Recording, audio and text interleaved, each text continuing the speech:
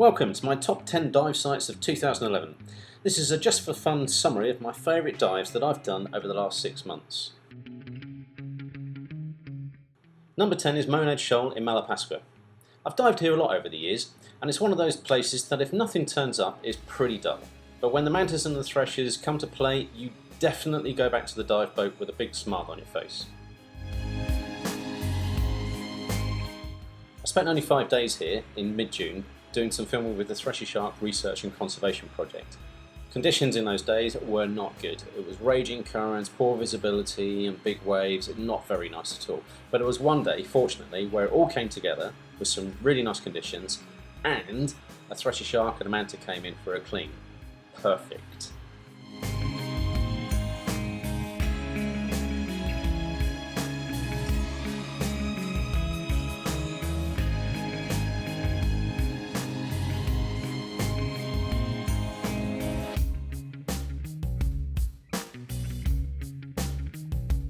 I love Southern Leyte. It's my spiritual home in the Philippines. There are many fantastic dive sites in Leyte, for example Max Climax, Napantau, Gunter's Wall, Turtle Rock and the Padre Burgos Jetty. But on this particular day, Medicare, named after the nearby hospital, it was wonderful conditions. And a whale shark came along for short appearance for good measure too.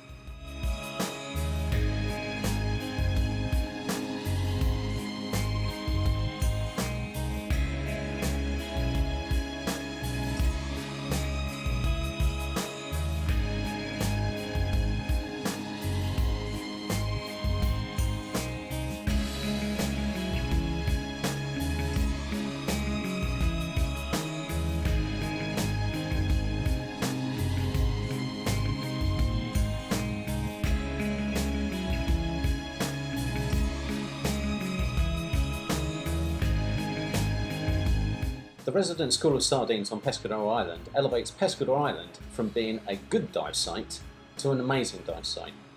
Sadly, there are no hunting thresher sharks this year. Believe me, if there had been, this film would have been number 1 because I just simply wouldn't have left Marboal. Although the sardines are fewer in numbers this year, the School of Big Eye Trevally have grown quite considerably and terrorise the sardines when they go hunting.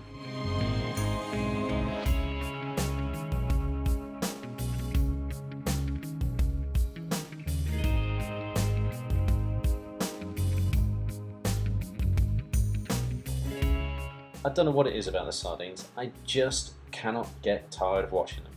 The shapes they make, the utter panic when the Jackson tuna are hunting, they are truly incredible.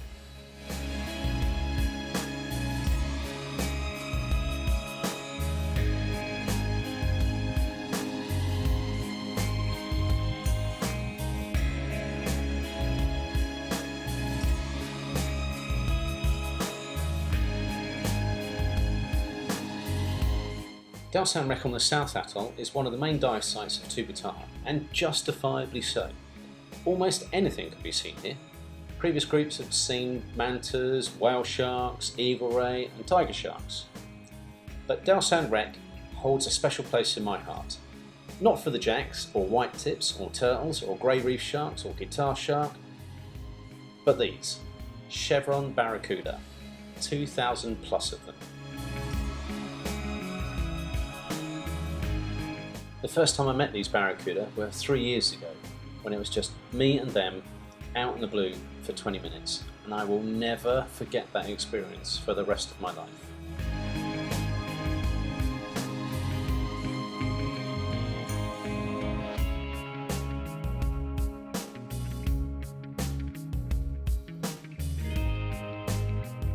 A ferry wreck in Cebu in at number 6? How can that be, I hear you ask?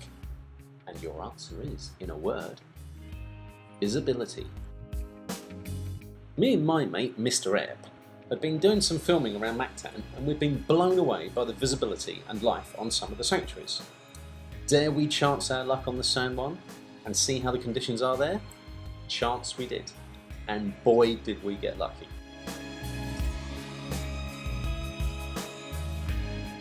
What you probably don't appreciate in this film is that the top of the wreck is 35 metres down and the seabed is at 50. I haven't used any artificial lighting in this film. In these conditions, the San Juan can rival anything in Quran.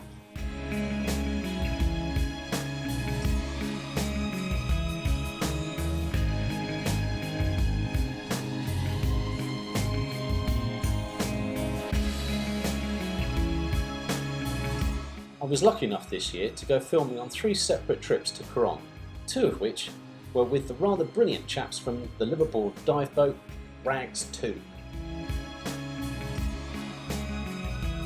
I have chosen the Ikitsashima as number 5 for 2 reasons.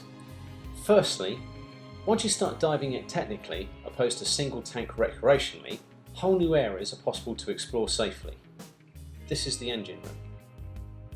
Secondly, this was a real challenge to dive and film at the same time while moving around the narrow passageways of the innermost parts of the ship.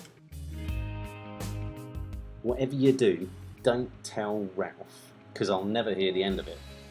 But I'm getting to quite like this wreck diving malarkey.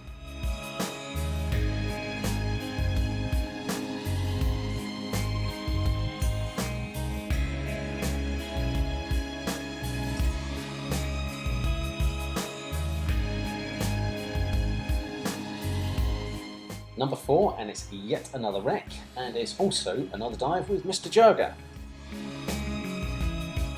You know you're going to be in for a bit of an adventure when you enter the side of a ship and swim along its propeller shaft at a depth of 42 metres, which is exactly what we did with Yuraku.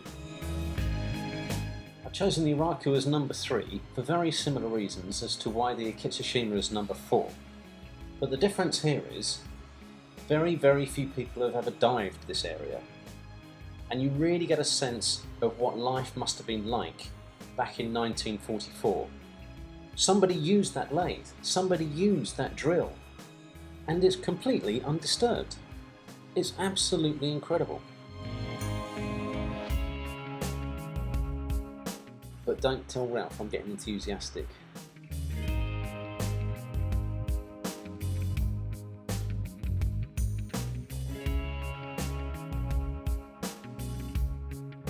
We're into the podium finishes now, and in bronze position we go back to Tubataha to Shark Airport. I was lucky enough to make 2 trips to Tubataha this season, and in total did 6 dives on Shark Airport, and on every single dive I saw mantas, sometimes as many as 3 on a dive. Apparently, a manta is feeling happy and comfortable when it fully extends its cephalic lobes, i.e. the big paddly things by its mouth. And when they are feeling comfortable, they can become very inquisitive and come very close. In fact, now the manta's wingtip actually touches my camera. And then when I thought things just couldn't get any better, a big school of chevron barracuda dropped in to join the party.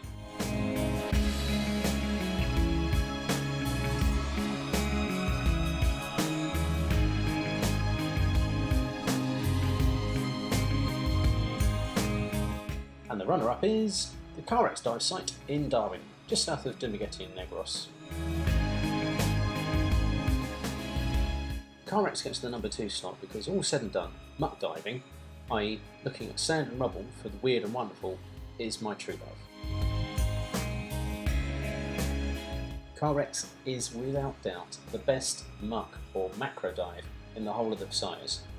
In the short time that I dived there, which was about 8 dives spread over 4 days, I saw more than 20 ornate ghost pipefish, more than 12 robust ghost pipefish, spiny devilfish, finger dragonets, and to top the lot, not 1, but 2 hairy frogfish.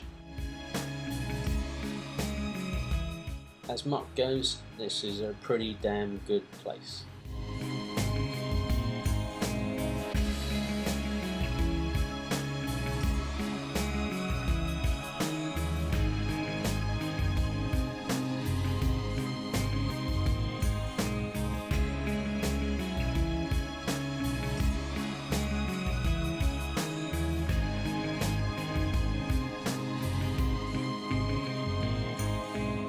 Almost from the very beginning of the dive, I knew that Paglagabone Cave was going to make a lasting impression on me.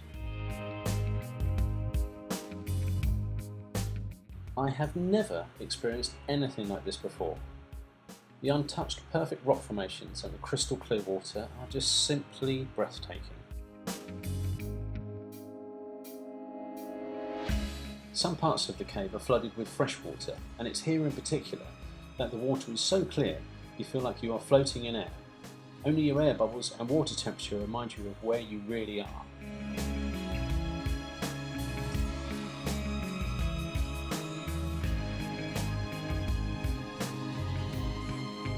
These skeletal remains are a very real reminder of the consequences to those who don't respect the dangers of this environment. And sadly, it's not only fish that have perished here.